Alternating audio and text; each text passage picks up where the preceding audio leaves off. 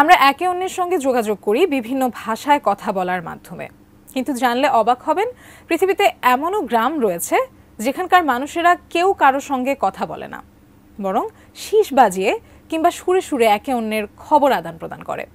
এবার এমনই দুই অদ্ভুত ভাষার গ্রামের সম্পর্কে বিস্তারিত জানাচ্ছেন পলাশ খান।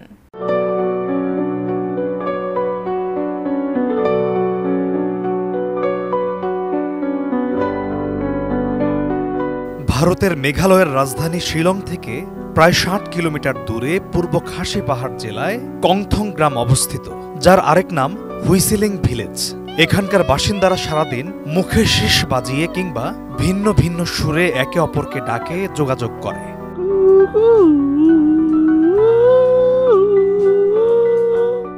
কংথং গ্রামের লোকদের এই ভিন্ন ভিন্ন সুরকে বলা হয় জিঙ্গারওয়াই লাভবি, যার অর্থ মায়ের গান। এখানে বসবাসকারী গ্রামবাসীদের দুটি নাম রয়েছে, একটি সাধারণ নাম আর অন্যটি হচ্ছে সুর বিশিষ্ট নাম। এছাড়া সুরের নামেরও দুটি সংস্করণ রয়েছে, একটি দীর্ঘ সুর আর অন্যটি ছোট সুর। ছোট সুর মূলত বাড়িতে অবস্থানকালে ব্যবহৃত হয়।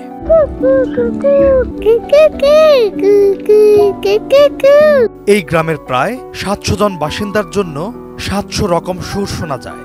কংথং গ্রামের বাসিন্দারা জানান, কাউকে সম্বোধনের জন্য যে সুর ব্যবহার করা হয় তা মূলত সন্তানের জন্মের পরপরই মায়েরা তৈরি করে দেন। দেশি পাকা টমেটো আর সিক্রেট রেসিপির কম্বিনেশনে তৈরি প্রাণ সস, সসের বস।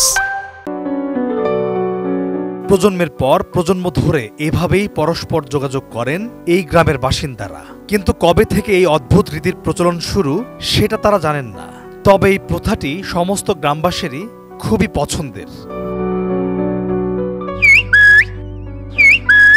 এমনই আজব কাণ্ড দেখা যায় তুরস্কের উত্তরাঞ্চলের পাহাড় ঘেরা প্রত্যন্ত গ্রাম কুসকয়তে। কৃষ্ণ সাগরের উপকূলবর্তী এই গ্রামটির বাসিন্দারা যোগাযোগের জন্য কারোর সঙ্গে কথা বলে না, বরং একে অন্যের সঙ্গে পাখির মতো শীষ বাজিয়ে খবর আদান প্রদান করে। আর পাখির মতো শীষ বাজিয়ে ব্যবহার করা এই ভাষাটির নাম কুসদিলি বা পাখির ভাষা। আর গ্রামটিকে বলা হয় কুসকয় বা পাখির গ্রাম।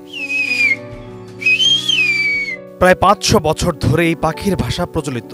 গ্রামবাসীরা তাদের পূর্বসূরীদের থেকে এই ভাষা পেয়েছে বলে জানা গেছে। গ্রামের অধিকাংশ বাসিন্দা এই ভাষায় কথা বললেও তাদের প্রধান ভাষা তুর্কি। তবে সেখানে পাহাড়ি এলাকা এবং বাসিন্দাদের বাড়িগুলোর দূরত্ব বেশি থাকায় তারা যোগাযোগের জন্য শীষ ব্যবহার করেন বেশি। ইউনেস্কোর তথ্য মতে তুরস্কের এই গ্রামের প্রায় ১০,০০০ মানুষ পাখির ভাষা অর্থাৎ শীষ বাজিয়ে নিজেদের মধ্যে কথা বলে থাকে। জানা গেছে বিশ্বে ৮০টিরও বেশি সংস্কৃতির মানুষ শীষ বাজিয়ে কথা বলে। পলাশ খান, এটিএন নিউজ।